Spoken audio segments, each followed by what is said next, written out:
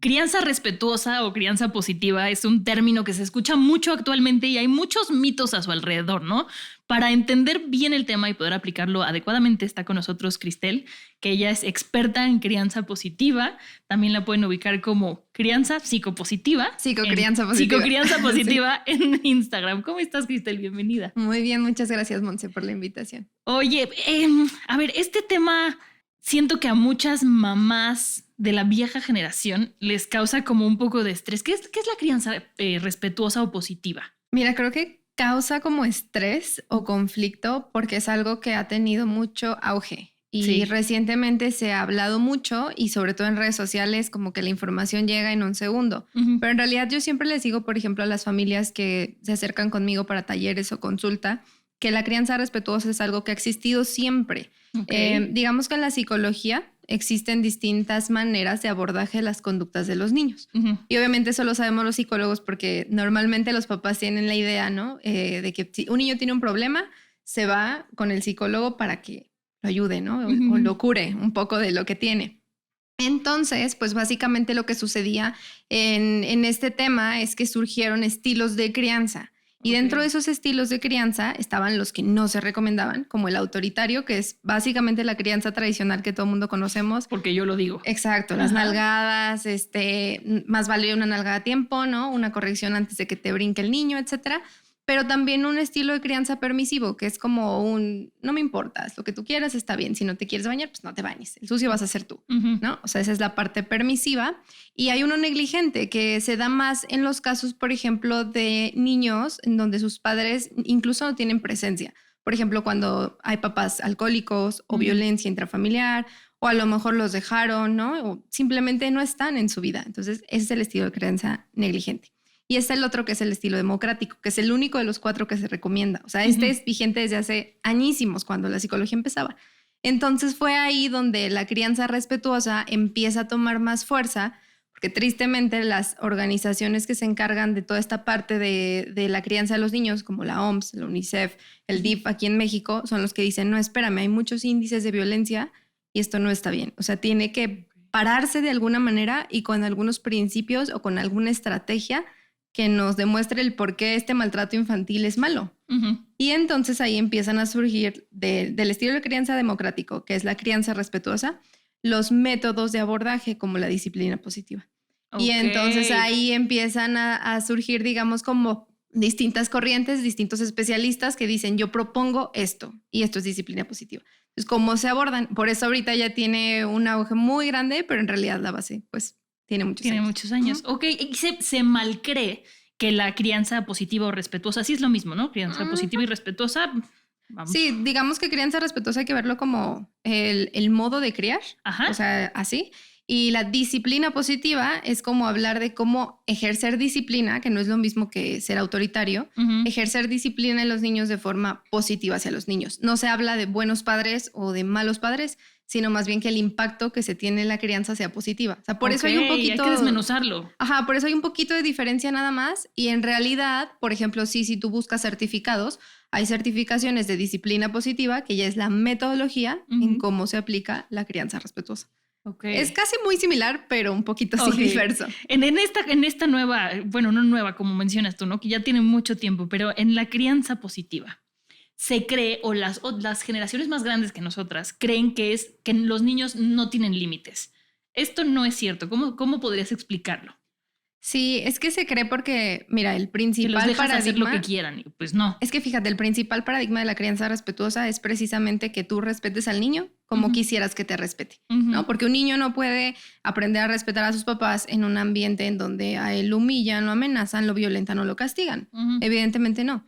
Entonces eso causa mucho issue con los papás porque entonces es, ¿cómo me estás diciendo que yo lo estoy haciendo mal? ¿No? O sea, claro. Si te das cuenta, más bien tiene que ver en algo del ego del papá o de la mamá, ¿no? De que yo estoy tratando de hacer lo mejor posible y cómo es posible que no le pueda decir a mi hijo que no. Y la verdad es que a veces la desinformación, o sea, ese es el peligro de las redes sociales también, porque podemos encontrar una publicación, no sé, que yo suba y que diga, no le digas que no a tu hijo. Pero entonces yo la desmenuzo en mis publicaciones, Sí, ¿no? claro. Y entonces le digo, es más recomendable encauzar la conducta, algo que tú sí esperas, que sea corta, que a lo mejor y le demos a los niños pues soluciones o alternativas a lo que nos está pidiendo y no le podemos dar, Ujú. pero no enfrascarnos en el no. Y entonces un papá con una crianza autoritaria puede decir, pero es que ¿por qué? ¿Por qué me dices que no? Le tengo que decir que no, porque si no le digo que no, entonces se va a malcriar y entonces va a llegar a un mundo en donde le van a decir que no y no va a poder tolerar su frustración. Y ahí Ujú. viene la confusión, porque no es que tú no le puedas decir que no, sino que hay estrategias en donde le puedes decir lo mismo, pero de una manera diferente para llegar como a la parte de conexión emocional con el niño. Y Ujú. entonces algo que me gusta mucho decir en mi cuenta es que los niños aprendan a colaborar, no que sean robots Sí, que sí, sí. simplemente están siguiendo instrucciones. Entonces, no se trata de que los niños no hagan caso, que hagan lo que quieren, que no tengan límites, porque los límites les dan seguridad. Exacto. Pero un límite, como su definición, si lo vemos así de forma muy tan literal, precisamente el límite está ahí para que tú puedas decirle al otro hasta dónde llega contigo. Ujú. Entonces, un límite no es para limitar a la persona, sino más bien para respetarte a ti, para tú saber que tienes que poner una barrera de algo que te incomoda.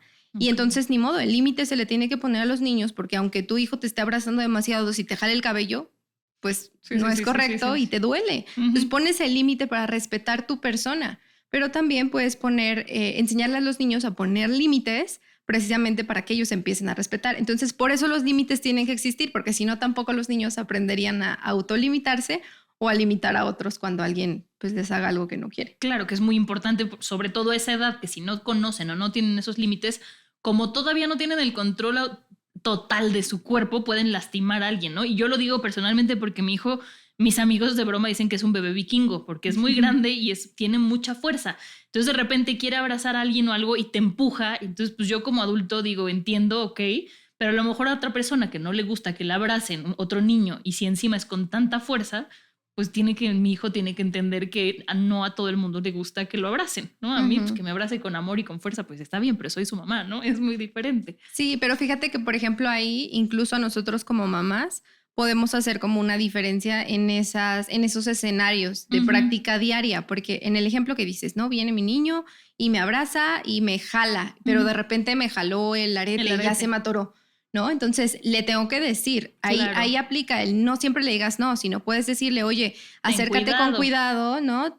Ten cuidado porque mira, incluso le haces como muy visual la situación, mira, Ujú. me lastimaste un poco y entonces puede pasar un accidente, ¿no? Sí, Y entonces claro. limitas la conducta evidentemente porque no es que no quieras que te abrace, sino más bien tienes que tener cuidado. Exacto. Y a los papás que a lo mejor vemos a los niños desde afuera, de otro niño que es como muy efusivo, que no mide su fuerza, etcétera, también nos toca decirle a nuestros niños, oye, es que vino y te abrazó porque se emocionó, ¿no? Quería abrazarte, Claro. no te quiere lastimar. Y entonces le estamos dando también esa educación emocional al otro niño, al que recibe, por ejemplo, ¿no? Para que Claro. entonces ahí sí aplica la crianza respetuosa porque aplica tanto de los niños que hicieron a lo mejor algo, Ujú. ya sea causalmente o que inconscientemente lo hicieron, tanto como para quien los recibe. Ok, Entonces, la sí. crianza respetuosa se aplica en los dos, tanto tu niño bien portado, entre comillas, Ujú. como tu niño mal portado, entre comillas. Oye, ¿qué tan cierto es eso que dicen que, por ejemplo, que a un niño en vez de decirle no corras, no te lo comas, le digas mejor cómete esto o camina despacio, que evites usar el no y mejor lo abordes de otra manera? ¿Eso es parte de la crianza respetuosa? ¿Eso es simplemente psicología? Ujú. ¿Eso cómo es? Sí, es el lenguaje propositivo, pero tiene Ajá. una base psicológica. Ok. La base psicológica se llama atención selectiva. Es un proceso psicológico a Ujú. nivel mental. Entonces, ¿qué pasa? Que con la atención selectiva tu cerebro se va a concentrar en algo específicamente porque lo estás pensando. Ujú. De hecho, si buscan en redes sociales así como algo de un ejercicio de alquiler o bicicleta, van a Ajá. escuchar un audio en donde te dice, presta atención y dime ¿qué qué es lo que entiendes? dice. Ajá. Ujú. Lo escuchas y dice alquiler, ya. Lo vuelves a escuchar y luego, ay, dice bicicleta. Ajá. Y entonces es como, ¿por qué? ¿Por qué en un momento dijo una cosa y por qué en otro momento dice otra? Eso es la atención selectiva, porque tu cerebro está escuchando lo que quiere escuchar. Mm. Por eso es muy importante incluso el cómo nos hablamos como personas. Si tú te hablas todo el tiempo de que soy un impuntual, soy un flojo, soy una mamá histérica, Ujú. te terminas comprando esa idea porque tu cerebro es lo que está registrando. Entonces a los niños, si a un niño todo el tiempo le dices, no hagas esto, no hagas aquello, y bájate y súbete y más despacio, no seas brusco y tal, lo único que va a registrar es la categoría que tú le estás poniendo y la mala conducta. Y entonces se va a enfocar en eso. Es como cuando también te dicen, ¿no? No pienses en un elefante. Piensas en un elefante porque te lo están diciendo. O luego me gusta decirles mucho el ejemplo de Google Maps, ¿no? Tú vas manejando y no tienes a Google Maps diciéndote, no frenes en el siguiente semáforo, no gires a la izquierda, no te regreses, ya te equivocaste, qué tonta eres. No te dice eso. Una plataforma así solamente te dice, en 200 metros vas a girar a la derecha, ¿no? Ten cuidado porque a lo mejor, no sé, algo de una indicación. Exacto. Hay una indicación específica y ya, y tú la sigues y no hay mayor problema. No te ofendes de que, ay, no, me dijo que me girara. No, simplemente haces. Y eso es lo que funciona con los niños. Su pensamiento es muy literal. Entonces, si tú a un niño, por miedos, claro, naturales y de cómo fuimos criados, le dices, no te subas al sillón, te puedes caer. Pues claro que, o sea, lo primero es como, ¿qué hice mal? ¿Qué pasó? Y entonces a veces puede pasar que se caigan porque simplemente se desconcentran. En cambio, si le dices, mira, el sillón está resbaloso o la orillita, pisa bien, súbete. O incluso no quieres que se suba de plano, entonces le dices, oye, bájate el sillón, es para sentarse. Entonces, no uso la palabra no, pero nunca uses la palabra no. O sea, tampoco se trata de eso. No se puede ser totalitario. O sea, el chiste de que no la uses en muchos contextos es para que cuando realmente la uses tenga fuerza y tenga poder, pero no poder de control, sino un poder de límite precisamente. Claro. Y entonces simplemente, ¿no? A lo mejor, mamá, ¿me compras este dulce? ¿No? Y entonces dices, no, hoy no tengo. Y no hay manera de que cambies o que negocies ni nada, porque a lo mejor en ese momento tu límite es un no. Y ahí se respeta el no. Pero no es como que acá en le vas a decir, mira, mejor qué te parece si hacemos aquello, o sea, le das la vuelta para decirle que no, ¿no? Porque a veces los niños necesitan recibir un no. Entonces sí es un poco mucho conocer a los niños, a cada uno de nuestros hijos, y ver cómo en qué momento a lo mejor nos puede funcionar más negociar desde ese lado, desde darle alternativas, y en qué momentos de plano tiene que ser un no, y ahí acompañamos su emoción, que es como la diferencia. Me parece súper importante esto que dices ahorita de que sí se le debe o sí se le puede decir a los niños que no, porque muchas personas me han preguntado de la crianza respetuosa y me dicen, es que no les dices que no nunca, es que hacen lo que quieren. Y es justamente por eso dije, tiene que venir Cristel a explicarnos un poco más de este tema. ¿Cuáles son los principios de la crianza respetuosa? Pues mira, como principios, por ejemplo, que te estaba diciendo de lenguaje propositivo es como uno de los elementos que están ahí. Creo que uno de los más importantes o el paso número 1 que yo le diría a toda mamá y tu papá que quieran aplicar crianza respetuosa, porque evidentemente traen un trabajo personal, es precisamente que siempre se cuestionen acerca de lo que les detona a cada uno de nosotros como papás. O sea, a veces la crianza consciente, que ese es otro término, no se le da tanto la importancia a la crianza respetuosa y en mi opinión personal es la más importante. Porque entonces tú realmente haces una conciencia de qué tipo de padre eres y por qué. O sea, es como de, claro, es que incluso hay papás que de verdad te limitan y no pueden decirte que no. O sea, que a lo mejor no sé, ya pegó y realmente yo he visto en muchas consultas con muchos pacientes que no les pueden decir que no a sus hijos, que no les pueden decir que eso que hizo está mal.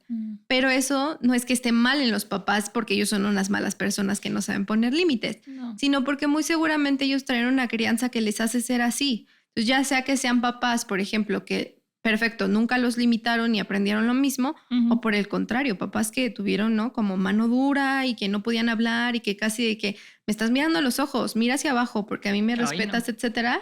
Y entonces, ¿qué haces? No, pues yo no le voy a hacer eso a mi hijo. Y entonces nos vamos al otro extremo, ¿no? Como de decir, híjole, pues no, o sea, me voy al extremo de no ponerle límites. Entonces, por un lado, la crianza consciente, ¿no? El lenguaje propositivo. Y creo que va de la mano súper importante la validación emocional. Es un tema que digamos, hablar de crianza respetuosa 100% es hablar de validar emociones. Pero a veces el concepto de validar nos hace pensar que es una fórmula o una receta de cocina que tenemos que seguir con los niños. Y no, o sea, validar prácticamente es prestar atención a su emoción más allá de la conducta. Si está llorando, pregúntate por qué llora. Si está, a lo mejor, no sé, ya le pegó a alguien, ¿qué necesita en ese momento? ¿Qué no pudo expresar, ya sea verbalmente o de otra manera?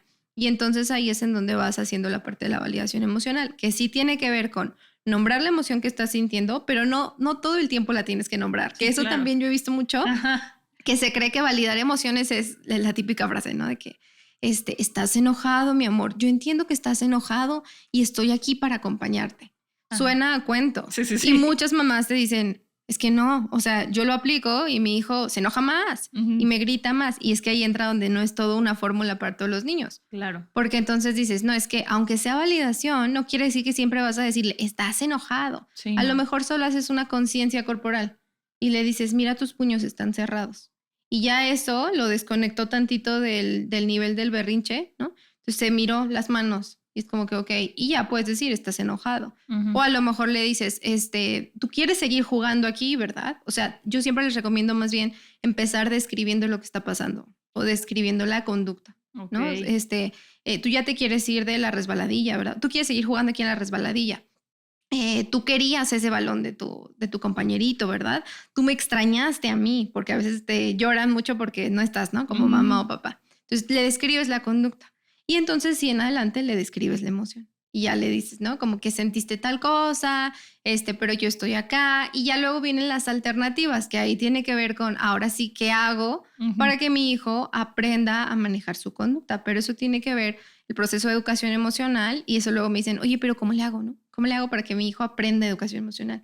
Y es que ahí sí valdría la pena o la consulta o un tipo de formación específica para los papás en donde ellos puedan aprender a reconocer a sus hijos y acompañarlos, porque las técnicas de gestión de conducta o gestión emocional van a variar, dependiendo de la personalidad del niño, dependiendo de los recursos que tengas en tu casa, dependiendo si tienes un perrito o no, si vives en un departamento o no. O sea, de verdad todo eso importa. Y entonces es ahí donde ya por eso decimos, bueno, pues una parte es la crianza consciente, otra parte es la crianza respetuosa y otra parte es la educación emocional. Y si juntamos las tres, entonces sí estamos hablando de niños más seguros, respetados, con autoestima y papás que pues no están traumando a sus hijos, pero que tampoco están simplemente dejando que los niños hagan lo que quieran. Ajá. Claro, veía en uno de tus reels, si no me equivoco, que hablaban de que cuando un niño llora o cuando un niño se enoja o cuando un niño hace un berrinche, que no tenemos que verlo como está haciendo un berrinche, tenemos que entender que está tratando de comunicarnos, que es justo lo que estás diciendo tú ahorita, ¿no? Porque a veces es como de, ay, ya déjalo que haga berrinche, ¿no? Eso dicen las abuelitas ahorita, ¿no? De déjalo que haga berrinche, se le va a pasar. Y entiendo el punto de las abuelitas de, ok, que aprenda, pero creo que ahora con esto que tú estás platicando es importante ayudarle al niño a entender su emoción. No sé si a lo mejor como papás lo hacemos mal y eso ya le corresponde más a un psicólogo, pero creo que es importante, en vez de ignorar ese berrinche, como dices tú, tratar de entender qué me está queriendo decir y qué está necesitando para ayudarlo a que él también lo entienda y que entonces pueda identificarlo y no solamente ignorarlo. ¿O no va por ahí? Sí, y es que fíjate, recientemente yo hice un audiolibro que se llama Desbloquea tu potencial como padre. Ajá. Y precisamente ahí hablo un poquito acerca de eso, porque nos pasa mucho que de repente con nuestros hijos creemos que una conducta o un berrinche es en contra de nosotros, ¿no? O sea, como Sí, claro. que me lo está haciendo a mí y yo qué hice para merecer esto. ¿Por o qué el típico, me haces este berrinche? Sí, o luego te dicen, ya ves, es que tú le dabas muchos problemas a tu mamá, por eso tienes ese hijo. Ay, nada sí. tiene que ver una cosa con la otra, ¿no? O sea, realmente nada tiene que ver una cosa con la otra. Pero bueno, entonces, ¿por qué es eso tan importante? Porque la conducta no es como que simplemente esté ahí por algo. O sea, realmente te tratan de decir los niños algo, pero, por ejemplo, en primera infancia, que es de 0 a 3 años, los niños no saben hablar, no saben expresar. Y muchos a lo mejor sí podrán hacerlo como en lenguaje de señas o algo así, pero no todos. Y a nivel de educación emocional no tienen las herramientas. Niños de segunda infancia, de 6 años hacia arriba, podrán tener las herramientas, pero si no tienen proceso de educación emocional, son niños que no te dicen nada. Y que cuando tú le preguntas, ¿y cómo te fue, Juanito, en la escuela? Bien. O sea, literalmente no te comparten nada. Llegan a la adolescencia, yo trabajo hoy en día con adolescentes y pasa exactamente lo mismo, que no te saben expresar sus emociones. Entonces, por ejemplo, en terapia que decías, si es de papás o si es del psicólogo, ¿no? Ajá. En terapia lo que me toca hacer con estos niños es empezar el proceso de educación emocional como si hubiera empezado a los 2 años. Claro. O sea, literalmente, como de vamos a empezar uno por uno y son sesiones semanales, ¿no? Darle seguimiento y tal, pero yo siempre tengo devoluciones con los papás. Y es como de, mira, trabajamos tal cosa, yo necesito que tú hagas esto. Y literalmente como tengo los talleres, es como, mira, necesitas tú tomar primero el taller de educación emocional y luego puedo atender a tu hijo, porque tú necesitas estar en el mismo canal de la información. Y también lo hago, por ejemplo, en temas hasta financieros para la familia, para que se ahorren como 1000 consultas, ¿no? Y ya, o sea, puedan agrupar toda la información en un taller. Entonces, realmente es trabajo de todos, ¿no? Y también de las escuelas, porque no solo son los papás y el psicólogo, sino también una escuela. Y se los digo mucho a los pedagogos que a lo mejor por ahí encontraron la cuenta o algo así. No se trata de que tú avientes la bolita al papá y le digas, hable por favor con su hijo porque se porta muy mal. Sí, claro. ¿Y el papá qué va a hacer? O sea, ¿qué le va a decir? Y te lo juro, he trabajado con escuelas que me dicen, pero bueno, entonces dime qué puedo hacer para llevar a mis estudiantes la educación emocional, o qué hago con este estudiante que estamos en este problema. Y es como, capacítense. O sea, sí, claro. yo no te puedo decir qué hacer porque no sé sus métodos, no sé cómo están trabajando, no sé cuántos maestros son, no sé cuántas horas, materias, o sea, necesitan ustedes evaluar eso y capacitarse. Sí, claro que si se quieren capacitar, ahí sí vengo y les ayudo. Pero no es como que, pero dime ahorita en esta sesión que tuvimos, ¿qué hago con este estudiante? Sí, claro. Porque pues no, o sea... no son, no es cereal, porque enchiladas no son fácil, por eso no digo. Sí. ¿Cuáles son los beneficios de la crianza respetuosa? O sea, ¿por qué? Ahora muchos papás me dicen, no, es que es mucho esfuerzo una crianza respetuosa porque me tengo que involucrar, que yo creo que si vas a ser papá, pues tienes que estar consciente de que te vas a tener que involucrar. Pero ¿qué beneficios tiene para los niños a largo plazo? Pues mira, creo que el principal beneficio es autoestima 100%, ¿no? A nivel de autoestima estamos hablando de niños mucho más seguros, que se quieren a sí mismos, que es muy importante entender como papás que lo que nosotros les digamos ahora, ¿no? En su primera infancia, en su segunda infancia, en adolescencia, será la voz que ellos escucharán de sí mismos para toda su vida. Sí. Y entonces cuando crezcan y tengan un problema en el trabajo o en un colegio o con su pareja, ellos van a decir como una campanita, ¿no? Tit, tit, tit, tit, esto está mal, esto no está bien. Y entonces se van a decir a sí mismos, tú vales mucho, tú mereces ser escuchado, tú puedes llorar, tú puedes no estar de acuerdo, ¿no? Y entonces, ¿qué aprenden? Aprenden a ser asertivos, que es algo que nos falta muchísimo a muchísimos adultos. Ser muy asertivos. No sé si viste una noticia que estuvo muy sonada hace un par de meses de papás que llegaron a una escuela a violentar a la maestra. ¿no? Sí. Te juro que en el video que les compartí en mi cuenta, donde les decía que eso no estaba bien y evidentemente por qué, habían muchos comentarios de personas diciendo, yo haría lo mismo. Yo también le pegaría. Yo estoy totalmente de acuerdo. Mis papás trabajan en una escuela y hacen eso y está bien. Y es como, oye, qué fuerte que estemos así, porque no es solo, yo lo he visto, no solo es México, es América Latina, es Estados Unidos, es Europa, es en todos lados, en donde todavía se creen que estas ideas de poder y de control son las correctas. Y entonces los niños, pues es como de, es que así lo voy a hacer más duro. Así lo voy a hacer fuerte, ¿no? Para el mundo y tal. No, se trata de que creemos niños asertivos, niños realmente valiosos y que se consideren valiosos a sí mismos. Que después para que sean entonces, adultos asertivos. Entonces ellos sean realmente quienes cambien el mundo, lo vayan a transformar, ¿no? Porque ahí sí es donde van a decir, no, a ver, espérame, ¿no? O sea, yo no puedo permitir ni que me hagas algo a mí que no me gusta, pero también van a ser agentes de cambio cuando vean injusticias ante los demás. Sí, claro. ¿No? Y también eso saber cuándo no meterse. O sea, híjole, no, ya no voy a luchar con esta persona porque no lo voy a hacer cambiar de opinión. O yo no estoy de acuerdo en esto y entonces me quito, pero respeto que otra persona lo haga, ¿no? También. Cristel, muchísimas gracias. De verdad, a mí me abriste los ojos en muchas dudas que tenía y espero que a muchas de las mamás que nos están escuchando también. ¿Cómo te podemos encontrar en redes sociales? Para que yo no lo diga al revés que mi cerebro. Sí, está como Psico con PSI, Psico Crianza Positiva. Estoy en TikTok, en Facebook, en Instagram.